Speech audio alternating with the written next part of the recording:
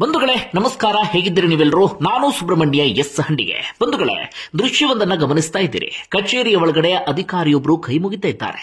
ಕಚೇರಿಯ ಒಳಗಡೆ ನುಗ್ಗಿರುವಂತಹ ಒಂದಷ್ಟು ಜನ ಆಕ್ರೋಶ ಭರಿತವಾಗಿ ಧಿಕ್ಕಾರದ ಘೋಷಣೆಯನ್ನು ಕೂಗ್ತಿದ್ದಾರೆ. ಅಷ್ಟು ಮಾತ್ರ ಅಲ್ಲ, ದುಡ್ಡಿನ ಮಳೆಯನ್ನೇ ಅಧಿಕಾರಿಯ ಮೇಲೆ ಸುರಿತಾ ಇದ್ದಾರೆ. ಅಧಿಕಾರಿಯ ಮುಖಕ್ಕೂ ಕೂಡ ನೋಟನ್ನ ಎಸೆತಾ ಇದ್ದಾರೆ. ಎಲ್ಲಿ ನೋಡಿದ್ರೂ ಕೂಡ ದುಡ್ಡೇ ದುಡ್ಡು, ಬರೀ ದುಡ್ಡು ಕಾಣಿಸ್ತಾ ಇದೆ.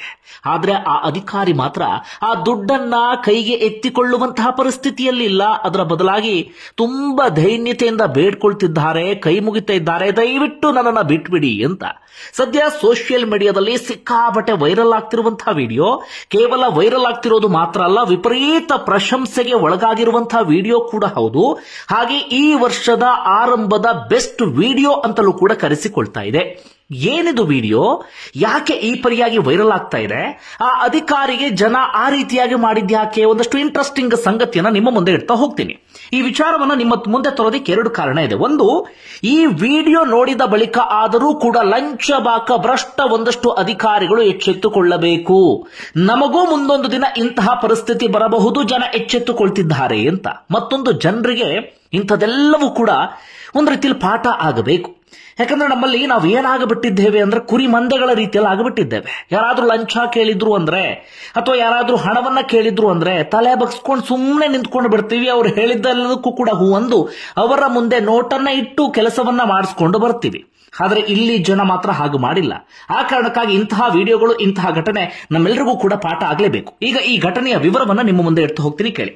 ಬಂಧುಗಳು, ಈ ಘಟನೆ ನಡೆದಿದ್ದು ಗುಜರಾತ್ನ ಅಹಮದಾಬಾದ್ನ ಒಂದು ಭಾಗದಲ್ಲಿ. ಅಲ್ಲಿ ಏನಾಗಿತ್ತು ಅಂದ್ರೆ, ಊರಿನ ಜನ ಗ್ರಾಮದ ಕಲುಷಿತ ಕುಡಿಯುವ ನೀರಿನ ಸಮಸ್ಯೆಯನ್ನ ನೀಗಿಸಬೇಕು ಅಂತ ಅಧಿಕಾರಿಯ ಬಳಿ ಮನವಿಯನ್ನ ಮಾಡ್ಕೊಳ್ತಿದ್ರಂತೆ.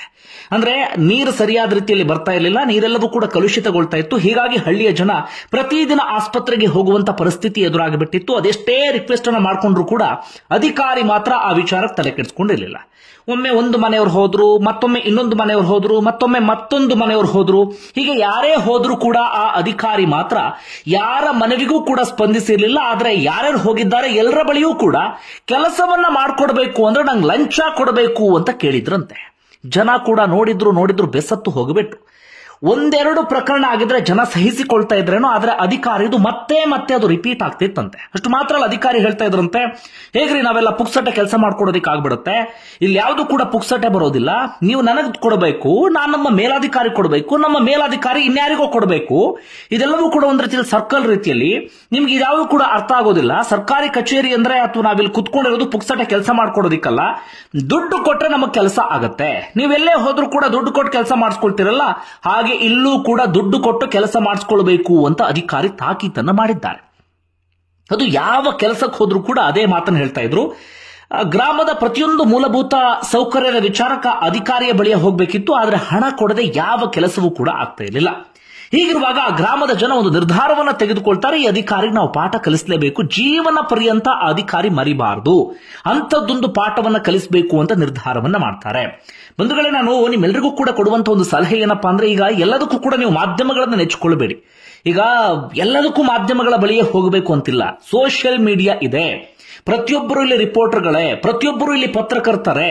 ನಿಮ್ಮ ಸೋಷಿಯಲ್ ಮೀಡಿಯಾ ಅಕೌಂಟ್ ನಲ್ಲಿ ಇಂಥದ್ದೊಂದು ವಿಡಿಯೋವನ್ನ ಮಾಡಿ ಹಾಕಿದ್ರಿ ಅಂದ್ರೆ ಅದು ಯಾರೋ ಕಣ್ಣಿಗೆ ಬೀಳುತ್ತೆ, ಅದು ಯಾವುದೋ ರೂಪದಲ್ಲಿ ವೈರಲ್ ಆಗುತ್ತೆ, ಅದು ಗಮನಕ್ಕೆ ಬರುವಂತವರ ಗಮನಕ್ಕೆ ಬರುತ್ತೆ. ಯಾರಿಗೆ ಬಿಸಿ ತಟ್ಟಬೇಕೋ ಬಿಸಿ ತಾಗಿಯೇ ತಾಗತ್ತೆ. ಇಂಥದ್ದೆಲ್ಲವೂ ಕೂಡ ಪ್ರತಿಯೊಬ್ಬರಿಗೆ ಪಾಠ ಆಗಬೇಕು. ಇಲ್ಲೂ ಕೂಡ ಜನ ಅದನ್ನೇ ಮಾಡಿದ್ದು, ಸೋಷಿಯಲ್ ಮೀಡಿಯಾವನ್ನ ಬಳಸಿಕೊಳ್ಳುವಂತ ನಿರ್ಧಾರವನ್ನ ಮಾಡ್ತಾರೆ. ಮೊದಲು ಮಾಡಿದಂತ ಕೆಲಸ ಏನಪ್ಪಾ ಅಂದ್ರೆ, ಗ್ರಾಮದ ಎಲ್ಲರೂ ಒಗ್ಗಟ್ಟಾಗಿ ಎಲ್ಲರಿಂದಲೂ ಕೂಡ ಹಣ ಸಂಗ್ರಹಿಸುವಂತ ಕೆಲಸವನ್ನ ಮಾಡ್ತಾರೆ. ಒಂದು ಮೊತ್ತ ಅಂತ ಆದ್ಮೇಲೆ ಆ ಹಣವನ್ನ ತೆಗೆದುಕೊಂಡು ಸರ್ಕಾರಿ ಕಚೇರಿಗೆ ಅಥವಾ ಈ ಅಧಿಕಾರಿಯ ಕಚೇರಿಗೆ ನುಗ್ತಾರೆ. ಕುತ್ತಿಗೆಯಲ್ಲಿ ಫಲಕ ಎಲ್ಲವನ್ನು ಕೂಡ ಹಾಕೊಂಡಿರ್ತಾರೆ, ಪ್ರತಿಭಟನೆಯನ್ನ ಮಾಡ್ತಿರ್ತಾರೆ, ಜೋರಾಗಿ ಧಿಕ್ಕಾರದ ಘೋಷಣೆಯನ್ನು ಕೂಗ್ತಿರ್ತಾರೆ. ಕಚೇರಿಯ ಒಳಗಡೆ ಎಂಟ್ರಿ ಕೊಡ್ತಾ ಇದ್ದ ಹಾಗೆ ಆ ಅಧಿಕಾರಿ ಕನಸು ಮನಸ್ಸಿನಲ್ಲೂ ಕೂಡ ನಿರೀಕ್ಷೆನ ಮಾಡಿರಲಿಲ್ಲ. ಜನರನ್ನ ಕುರಿ ಮಂದೆ ಅಂತ ಹೇಳಿ ಅಧಿಕಾರಿ ಭಾವಿಸಿದ ರೀತಿಯಲ್ಲಿತ್ತು. ನಾನು ಏನೇ ಹೇಳಿದ್ರು ಕೂಡ ಜನ ತಲೆ ಅಲ್ಲಾಡಿಸ್ತಾರೆ, ಏನೇ ಹೇಳಿದ್ರು ಕೂಡ ಕೇಳ್ಕೊಂಡು ನಂಗೆ ಲಂಚ ಕೊಟ್ಟೆ ಕೆಲಸವನ್ನ ಮಾಡಿಸ್ಕೊಂಡು ಹೋಗ್ತಾರೆ ಅಂತ ಹಾಗಂದ್ಕೊಂಡಂತ ಅಧಿಕಾರಿಗೆ ಬಿಗ್ ಶಾಕ್ ಆದಿತ್ತು. ಜನ ಸರಿಯಾಗಿ ಪಾಠ ಕಲಿಸಿದ್ರು ನೋಡಿ. ಒಳಗಡೆ ಬರ್ತಾ ಇದ್ದ ಹಾಗೆ ಒಂದಷ್ಟು ಜನ ವಿಡಿಯೋ ಮಾಡೋದಕ್ಕೆ ಶುರು ಮಾಡ್ಕೊಳ್ತಾರೆ. ಆ ಜನ ಅಧಿಕಾರಿಯ ಮೇಲೆ ದುಡ್ಡಿನ ಮಳೆಯನ್ನ ಸುರಿಸೋದಕ್ಕೆ ಶುರು ಮಾಡ್ಕೊಂಡು ಬಿಡ್ತಾರೆ. ನಿಮ್ಗೆ ಅಥವಾ ನಿಮ್ಮ ಹತ್ತಿರದವರಿಗೆ ಡಯಾಬಿಟಿಸ್ ಇದ್ರೆ ಈಗ ಚಿಂತೆ ಬೇಡ. ಗುಡುಚಿ ಆಯುರ್ವೇದದಲ್ಲಿ ಈಗ 4 ಹಂತದ ವಿಶೇಷ ಪ್ರಕ್ರಿಯೆಯಿಂದ ನೈಸರ್ಗಿಕವಾಗಿಯೇ ಡಯಾಬಿಟಿಸ್ ಹಿಮ್ಮೆಟ್ಟಿಸ್ತಾರೆ. ಪ್ರತಿದಿನ 120ಕ್ಕೂ ಹೆಚ್ಚು ಮಂದಿ ಇನ್ಸುಲಿನ್ ಮತ್ತು ಔಷಧಿಯಿಂದ ಹೊರಬರಲು ಗುಡುಚಿಗೆ ಭೇಟಿ ಕೊಡ್ತಾರೆ. ಇಲ್ಲಿವರೆಗೆ ಸಾವಿರಾರು ಮಂದಿ ಗುಡುಚಿಯಿಂದಾಗಿ ಹೊಸ ಬದುಕು ಕಂಡಿದ್ದಾರೆ. ಡಯಾಬಿಟಿಸ್ ಹಿಮ್ಮೆಟ್ಟಿಸಿ ಹೊಸ ಜೀವನಕ್ಕೆ ಕಾಲಿಡಲು ಈಗಲೇ ತಜ್ಞರಿಗೆ ಕರೆ ಮಾಡಿ 6363265353. ಅಂದ್ರೆ ಈ ಮುಳ್ಳನ್ನ ಮುಳ್ಳಿಂದಲೇ ತೆಗಿಬೇಕು ಅಂತೀವಲ್ಲ, ಆ ಅಧಿಕಾರಿ ಯಾವ ರೀತಿಯಲ್ಲಿ ಜನರನ್ನ ಶೋಷಣೆಯನ್ನ ಮಾಡ್ತಾ ಇದ್ನೋ ಅದೇ ರೀತಿಯಾಗಿ ಜನರ ಪಾಠ ಕಲಿಸುವಂತ ಕೆಲಸವನ್ನ ಮಾಡ್ತಾರೆ. ಅಧಿಕಾರಿಗೆ ಹೊಡೆಯೋದು ಬಡಿಯೋದು ಮಾಡಕ್ ಆಗಲ್ಲ, ಯಾಕಂದ್ರೆ ಕಾನೂನನ್ನ ಯಾರು ಕೂಡ ಕೈಗೆತ್ಕೊಳ್ಬಾರ್ದು. ಇನ್ನು ದೂರು ಕೊಟ್ಟರು ಕೂಡ ಪ್ರಯೋಜನ ಇಲ್ಲ, ಯಾಕಂದ್ರೆ ಎಲ್ಲರೂ ಕೂಡ ಅಂತವರೇ ಆಗಿಬಿಟ್ಟಿದ್ದಾರೆ. ಹೀಗಾಗಿ ಯಾವುದೇ ರೀತಿಯಲ್ಲೂ ಕೂಡ ಪ್ರಯೋಜನ ಇಲ್ಲ. ಹೀಗಾಗಿ ಏನಾದ್ರೂ ಮಾಡ್ಬೇಕಲ್ಲ ಅಂತ ಸಖತ್ತಾಗಿರುವಂತ ಪ್ಲಾನ್ ಅನ್ನೇ ಮಾಡಿದ್ರು ಆ ಭಾಗದ ಜನ. ಅಧಿಕಾರಿಗೆ ದುಡ್ಡಿನ ಮಳೆಯನ್ನು ಸುರಿಸ್ತಾರೆ. ಆ ವಿಡಿಯೋವನ್ನ ಸೋಷಿಯಲ್ ಮೀಡಿಯಾದಲ್ಲಿ ಹಾಕೋದಿಕ್ಕೆ ಶುರು ಮಾಡ್ಕೊಳ್ತಾರೆ. ಅದಾದ ಬಳಿಕ ವಿಪರೀತ ವೈರಲ್ ಆಗುತ್ತೆ. ಗುಜರಾತ್ನ ಮಾಧ್ಯಮಗಳಲ್ಲೂ ಕೂಡ ಸುದ್ದಿ ಆಗಿಬಿಡುತ್ತೆ. ಅಧಿಕಾರಿ ತಲೆ ಎತ್ತಿ ಓಡಾಡದಂತ ಪರಿಸ್ಥಿತಿ ನಿರ್ಮಾಣ ಆಗಿಬಿಡುತ್ತೆ. ಸದ್ಯಕ್ಕೆ ಸಿಕ್ಕಿರುವಂತಹ ಮಾಹಿತಿಯ ಪ್ರಕಾರ ಒಂದಷ್ಟು ಮೂಲಗಳಿಂದ ಮಾಹಿತಿಯನ್ನು ಸಂಗ್ರಹಿಸುತ್ತೆ. ಅಧಿಕಾರಿ ವಿರುದ್ಧ ಯಾವ ಕ್ರಮವೂ ಕೂಡ ಆಗಿಲ್ಲಂತೆ. ಕೇವಲ ಮೇಲಾಧಿಕಾರಿಗಳು ವರದಿಯನ್ನ ಕೇಳಿದ್ದಾರಂತೆ. ಯಾಕೆ ಹೀಗಾಯ್ತು, ಇದಕ್ಕೆ ಸಂಬಂಧಪಟ್ಟ ಹಾಗೆ ಇಂತಿಷ್ಟು ದಿನಗಳ ಒಳಗೆ ನಮಗೆ ವರದಿಯನ್ನ ಕೊಡಬೇಕು ಅಂತ ಮಾತ್ರ ಕೇಳಿದ್ದಾರಂತೆ. ವರದಿಯನ್ನ ಕೊಟ್ಟ ಬಳಿಕ ಕ್ರಮ ಆಗುತ್ತೆ, ಮತ್ತೊಂದು ಮಗದೊಂದು, ಅದೆಲ್ಲವೂ ಕೂಡ ಶುದ್ಧ ಸುಳ್ಳು. ಯಾಕಂದ್ರೆ ಈ ಹಿಂದೆ ACB ದಾಳಿ, ಬೇರೆ ಬೇರೆ ದಾಳಿಯನ್ನು ಗಮನಿಸಿದ್ವಿ. ಒಂದು ಉದಾಹರಣೆ ಕೊಡ್ತೀನಿ ಕೇಳಿದ್ರ ನಡುವೆ. ಈ ಹಿಂದೆ ನೀವು ಗಮನಿಸಿರಬಹುದು, ನೀರು ಹೋಗುವಂತ ಪೈಪಲ್ಲೆಲ್ಲ ಹಣ ಸಿಕ್ಕಿಬಿಟ್ಟಿತ್ತು. ಭಯಂಕರ ಸುದ್ದಿ ಆಗಿಬಿಟ್ಟಿತ್ತಾಗ. ಅಯ್ಯೋ, ಅಲ್ಲಿ ದುಡ್ಡು ಸಿಕ್ತಂತೆ, ಇಲ್ಲಿ ದುಡ್ಡು ಸಿಕ್ತಂತೆ ಅಂತ. 1 ತಿಂಗಳಾದ್ಮೇಲೆ ಅಧಿಕಾರಿ ಅದೇ ಕುರ್ಚಿಯಲ್ಲಿ ಹೋಗಿ ಕುತ್ಕೊಂಡು ಕೆಲಸ ಮಾಡ್ತಿದ್ದಾರೆ ನಮ್ಮ ಬೆಂಗಳೂರಲ್ಲೇ. ಇದು ನಮ್ಮೆಲ್ಲರ ಹಣೆ ಬರಹ. ಇಲ್ಲೂ ಕೂಡ ಆಗಿದ್ದದೆ. ಮೇಲಾಧಿಕಾರಿಗಳು ವರದಿಯನ್ನ ಕೇಳಿದ್ದಾರಂತೆ. ವರದಿ ಕೇಳಿ ಎಲ್ಲವನ್ನು ಕೂಡ ಪರಿಶೀಲಿಸಿ ಆನಂತರ ಕ್ರಮ ತಗೊಳ್ತೀವಿ ಅಂತ ಹೇಳಿದ್ದಾರಂತೆ. ಸದ್ಯಕ್ಕೆ ಈ ದುಡ್ಡಿನ ಮಳೆಯನ್ನ ಸುರಿಸಿಕೊಂಡಿರುವಂತಹ ಅಧಿಕಾರಿ ಕಚೇರಿಗೆ ಬರ್ತಿದ್ದಾರೆ. ಆದ್ರೆ ಆದಂತ ಪ್ರಯೋಜನ ಏನಪ್ಪಾ ಅಂದ್ರೆ, ಆ ಗ್ರಾಮಸ್ಥರ ಬಗ್ಗೆ ಒಂದು ಆತಂಕ ಶುರುವಾಗಿಬಿಟ್ಟಿದೆ. ಜನ ಸುಮ್ಮನಿರಲ್ಲ ಅಂತ ಹೇಳಿ ಮುಂದೆ ಕೆಲಸ ಮಾಡಿ ಕೊಡಬಹುದು ಎನ್ನುವಂತ ನಿರೀಕ್ಷೆಯೂ ಕೂಡ ಜನರಿಗಿದೆ. ಜೊತೆಗೆ ಅಧಿಕಾರಿಯ ಮಾನ ಮರ್ಯಾದೆಯನ್ನ ರಾಷ್ಟ್ರ ಮಟ್ಟದಲ್ಲಿ ಹೇಗೆ ತೆಗಿಬೇಕು ಹಾಗೆ ಆ ಭಾಗದ ಜನ ತೆಗೆದಿದ್ದಾರೆ. ಬೇರೆ ಏನೇ ಪ್ರತಿಭಟನೆ ಮಾಡೋದು ಅಥವಾ ಬೇರೆ ಯಾವುದೇ ರೀತಿಯಲ್ಲಿ ಜನ ಪಾಠವನ್ನ ಕಲಿಸ್ತೀವಿ ಅಂತ ಹೋಗಿದ್ರು ನ್ಯಾಷನಲ್ ಮಟ್ಟದಲ್ಲಿ ಸುದ್ದಿ ಆಗ್ತಿರ್ಲಿಲ್ಲ. ಆದ್ರೆ ಇಡೀ ದೇಶಾದ್ಯಂತ ಇದೀಗ ಸುದ್ದಿ ಆಗ್ತಾ ಇದೆ. ಸೋಷಿಯಲ್ ಮೀಡಿಯಾದಲ್ಲಿ ವಿಪರೀತ ವೈರಲ್ ಆಗ್ತಾ ಇದೆ. ಯಾರು ಕೂಡ ನೆಗೆಟಿವ್ ಕಾಮೆಂಟ್ಸ್ ಮಾಡ್ತಿಲ್ಲ, ಅದರ ಬದಲಾಗಿ ಜನರನ್ನ ಪ್ರಶಂಸಿಸುವಂತ ಕೆಲಸವನ್ನ ಮಾಡ್ತಿದ್ದಾರೆ.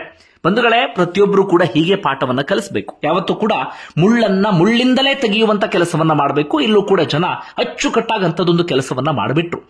ಗುಜರಾತ್ ಎಂದು ಹೇಳ್ತಾ ಇದ್ವಿ, ಭಾರಿ ಹಾಗಿದೆ ಹೀಗಿದೆ, ಅಲ್ಲಿ ಲಂಚಬಾಕರಿಲ್ಲ, ಭ್ರಷ್ಟಾಚಾರಿಗಳಿಲ್ಲ, ಎಲ್ಲದಕ್ಕೂ ಕೂಡ ಕಡಿವಾಣ ಹಾಕಲಾಗಿದೆ ಅಂತ. ಆದ್ರೆ ಅಲ್ಲೂ ಕೂಡ ಅದೇ ಹಣೆ ಬರಹ, ನಮ್ಮಲ್ಲೂ ಕೂಡ ಅದೇ ಹಣೆ ಬರಹ.